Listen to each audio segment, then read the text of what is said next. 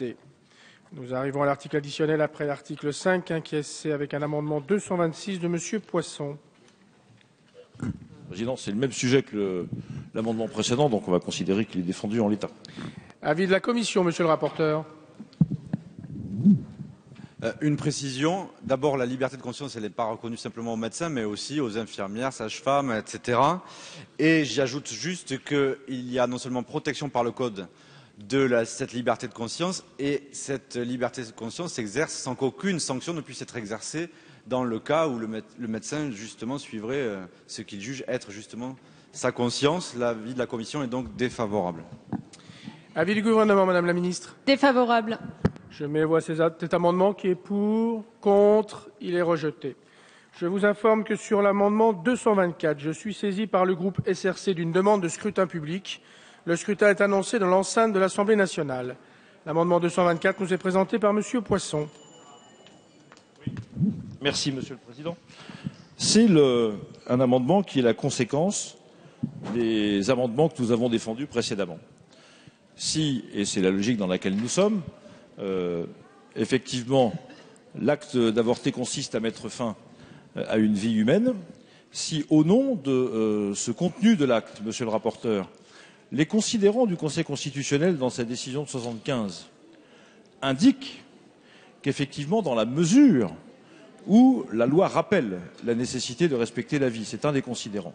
Et dans le considérant précédent, la loi indique bien que la notion de détresse est présente, certes, mais qu'elle n'entrave pas la liberté et qu'à ce motif, elle ne peut pas entraver la décision du Conseil constitutionnel.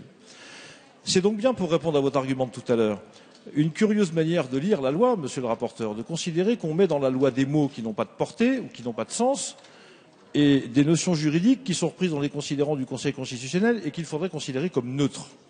Là, c'est là une interprétation avec laquelle, à titre personnel, vous comprendrez que je ne puisse pas être d'accord et que nous lisions, à l'inverse de vous, que l'articulation entre la détresse dans la mesure où elle n'entrave pas la liberté d'un côté et le fait que le garantie du respect de la vie S'il vous plaît. cette double articulation, cette articulation de ces deux notions invite à lire, invite le Conseil constitutionnel après une décision favorable.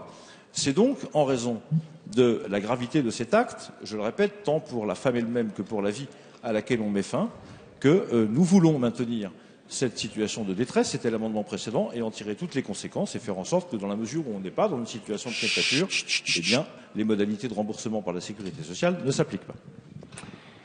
Avis de la commission, monsieur le rapporteur. Un argument très simple. Ce n'est pas parce que nous supprimerions et nous avons supprimé cette notion d'état de détresse que pour autant l'IVG cesserait d'être un acte médical. L'IVG reste un acte médical et à ce titre, il n'y aurait donc aucune justification juridique, je m'en tiens là à ce stade, pour prévoir son déremboursement. Pour cette raison simple, l'avis est défavorable. Avis du gouvernement, madame la ministre. Écoutez, l'avis du rapporteur sera doublé d'un avis plus politique sur ce que vous proposez, monsieur le député. Donc, si je comprends bien, vous voudriez que l'on mette un terme au remboursement par la sécurité sociale de l'IVG. Donc, vous voudriez qu'on exclue du droit à l'IVG les femmes les plus modestes de ce pays. Eh bien, je trouve que c'est absolument insupportable et j'y serais totalement défavorable. Monsieur Véran. Merci, Monsieur le Président. Écoutez, pour moi qui suis né 5 ans après l'adoption de la loi Veil, et l'amendement qui est présenté par mes collègues de l'UMP est totalement anachronique. Je voudrais dire qu'en même temps, on peut ne pas être surpris, puisque ces dernières années, une distinction s'était créée progressivement entre le droit légal à l'IVG et le droit réel à l'IVG. On peut noter l'engorgement des structures permettant de réaliser des IVG, la réduction des subventions qui étaient allouées aux associations qui participaient à la prévention et à l'accompagnement des grossesses non désirées. C'est pour ça d'ailleurs que le gouvernement, dès 2012, a mis en place un certain nombre de mesures avec le remboursement à 100% de l'IVG, mais également la gratuité de la contraception pour les mineurs et l'anonymat de cette contraception. Je crois qu'il ne faut certainement pas revenir sur le remboursement de l'IVG qui aggraverait la situation. Cette situation, quelle est-elle ? on a constaté jusqu'en 2012 une augmentation du nombre d'IVG chirurgicales, c'est-à-dire pas les méthodes médicales, mais les IVG chirurgicales plus tardives. Et pourquoi? Parce qu'il y avait des freins à l'accès à l'IVG, justement en raison de l'engorgement pour l'arrivée aux structures qui pratiquent l'IVG et pour des raisons financières. Il faut faire extrêmement attention. Moi, je voudrais vous dire, quand j'entends IVG de confort, qu'est-ce qui se passe dans le monde?